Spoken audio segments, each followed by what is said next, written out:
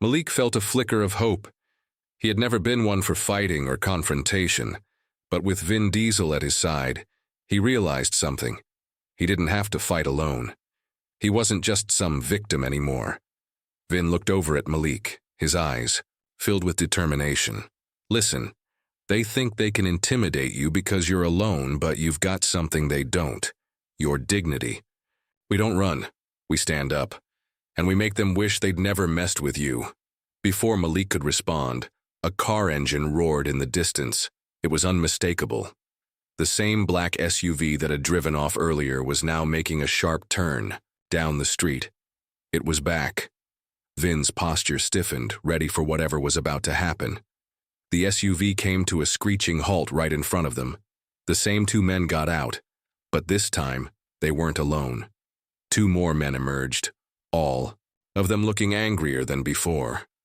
Malik felt a wave of fear wash over him, but Vin stood firm, his face calm, unreadable. The four men moved toward them slowly, purpose in their steps. You think you can stop us? The taller man from earlier sneered. You're just one person, Diesel. You're in over your head. Vin chuckled softly. That's where you're wrong. I'm not alone. He motioned toward Malik, who stood beside him, trying to hold his composure. Yeah, he's with me, Vin continued. And I promise you, messing with him was the biggest mistake you've made today. You've been warned. The men laughed, but it was a nervous, uncertain laugh. Malik could feel the tension in the air. These men weren't sure what they had just stepped into, but they were about to find out. Suddenly, a group of neighbors appeared from the streets, people who had been watching from their windows, quietly waiting for the right moment to step in. They had seen everything. Malik wasn't alone. The community had his back. The four men stopped in their tracks, noticing the gathering crowd. Their faces fell as they realized they were no longer the ones in control. They looked at each other, nervously. You think you can just show up and do whatever you want? One of the new men in the crowd called out. You're not welcome here, and you better leave before things get ugly. Malik's heart raced as the men hesitated. This was it, the moment of truth. Would they back down, or would they try to escalate things further? The taller man, his face turning red with anger, sneered and took a step forward. But before he could make another move, the police sirens blared in the distance. The sound grew louder and louder, signaling the arrival of backup. Within moments, the police arrived, their cruisers pulling up in front of the crowd. Officers stepped out and approached the four men. Malik felt a surge of relief, but the tension was far from over. One of the officers, a tall woman with a stern face, addressed the men. We've had complaints about your behavior, she said, her voice unwavering. You're not welcome here, you'll be leaving now. The men exchanged nervous glances, but they knew they were outnumbered. There was no escape. The police were here, and they had no choice but to leave. The four men climbed back into the SUV, slamming the doors with frustration. As the vehicle sped away, Malik exhaled a deep breath he didn't realize he had been holding. Vin clapped him on the shoulder. You did good, kid. You held your ground. Malik smiled, the weight on his shoulders lifting for the first time in what felt like forever. He wasn't just a victim anymore. He was stronger than he'd ever known. As the crowd slowly dispersed, Malik looked up at Vin. Thank you for everything. Vin nodded. You don't owe me anything. You've got your own strength. You just needed to see it. And now, everyone else knows it too. The neighborhood had changed that day. No longer was Malik the quiet, overlooked teen. He was a symbol of resilience, and the people who had once ignored him now knew just how powerful he could be. As for the four men who had threatened him, they learned the hard way that you don't mess with someone who has nothing to lose, especially when they have the support of a whole community behind them. The sun was still shining over Los Angeles, but something unexpected was already happening online. While Snoop and Marcus sat quietly finishing their drinks, two customers who had filmed the incident uploaded the videos to social media. At first, only a few people noticed, but within minutes the views started climbing fast. Woman yells at Snoop Dogg in public cafe. His calm response shuts her down. Racist Karen gets silenced by a legend. People began to share the clips across Twitter, Instagram, TikTok, even YouTube. Comments flooded in. He handled it like a king. This is how you deal with hate, calm and with class. Karen messed with the wrong guy. Back at the cafe, Snoop had no idea what was unfolding online. Marcus checked his phone and raised his eyebrows. Bro, you might want to see this." Snoop leaned over, saw the video, and gave a small chuckle. Didn't think that would blow up. Within the hour, news channels started calling. Reporters wanted statements. The cafe was suddenly surrounded by people trying to catch a glimpse of Snoop or get a photo. But Snoop didn't want the spotlight. He hadn't done it for fame. He had simply stayed calm in the face of hate. "I'm not looking for attention," he told Marcus.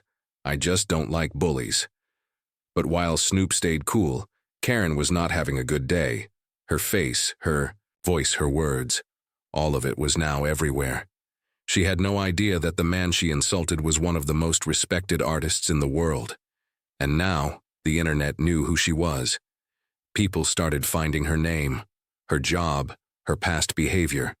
At home, Karen sat frozen, holding her phone, watching the angry messages appear one after another. She tried to delete her accounts, but it was too late. Her face was already out there. She called her friend in panic. "I didn't know it was him. I didn't mean it like that." But her words didn't matter anymore. The world had seen what she did.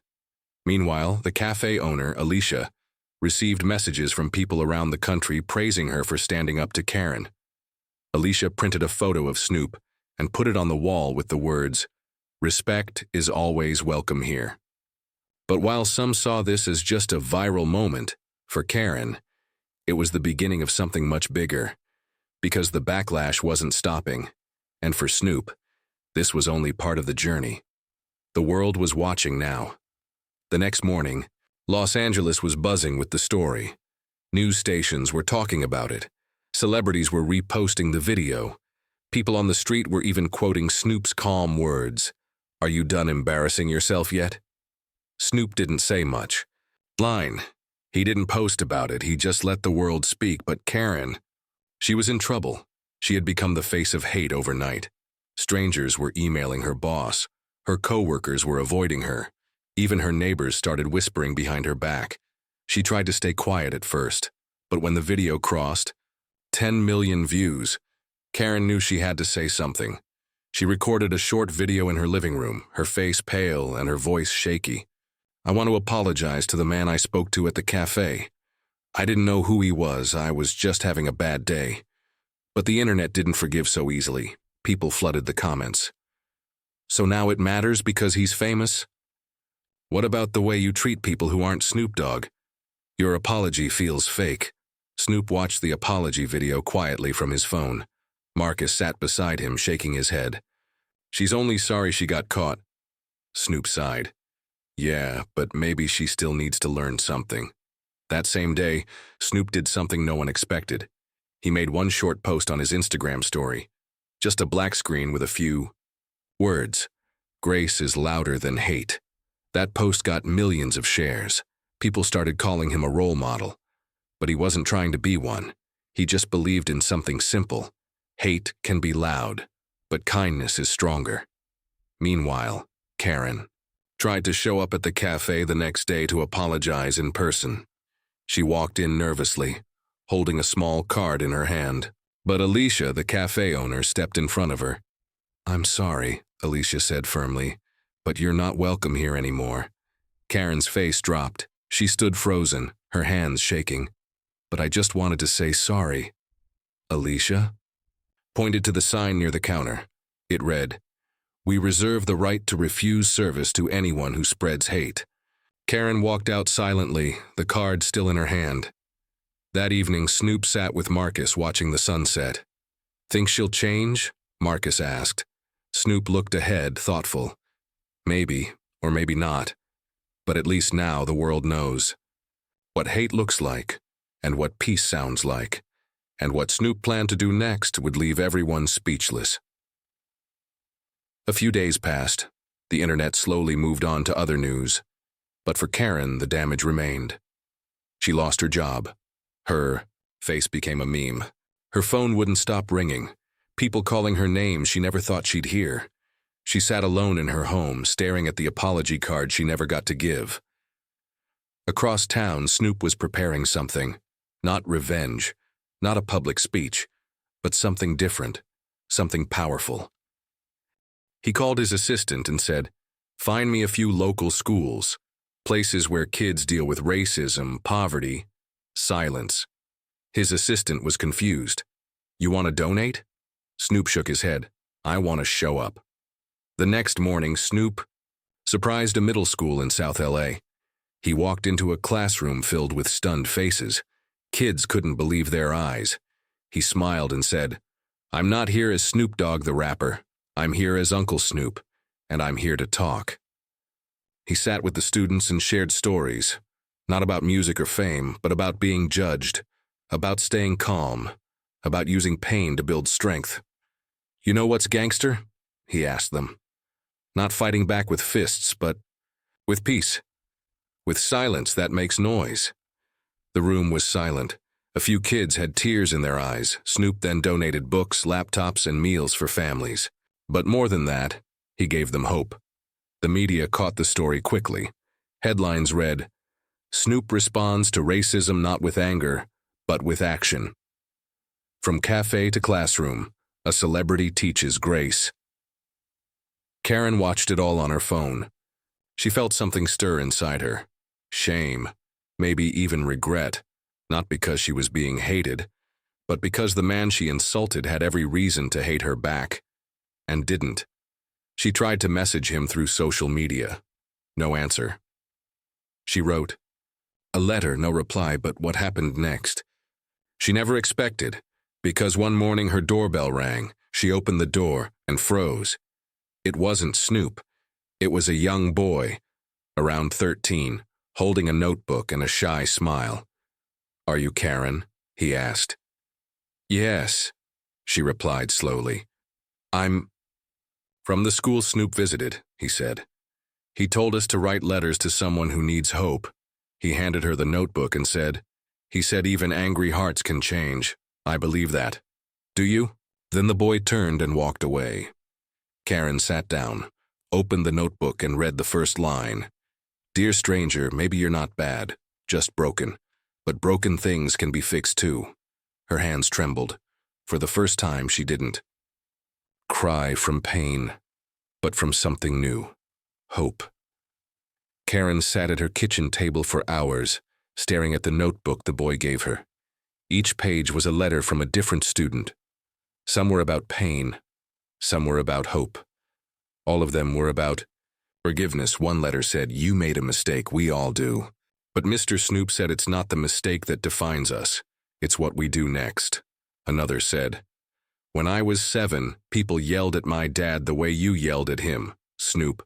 I hated those people, but I don't hate you. I want you to be better." Karen had never cried like this before. These kids didn't even know her, but somehow they believed she could be. More than what the world saw her as. That night she couldn't sleep. The next morning she went back to the same cafe, the one where it all happened. It was quiet, peaceful, no cameras, no shouting. She asked the manager if Snoop ever came. Back the manager smiled. He did, few times, sits alone, reads, talks to people who need it. Karen left her contact details with the staff, along with a short note. "If he ever returns, tell him I don't want anything. I just want to say thank you." That afternoon, she drove to the school Snoop had visited. She didn't go inside. Just sat in her car and watched the kids laugh during recess.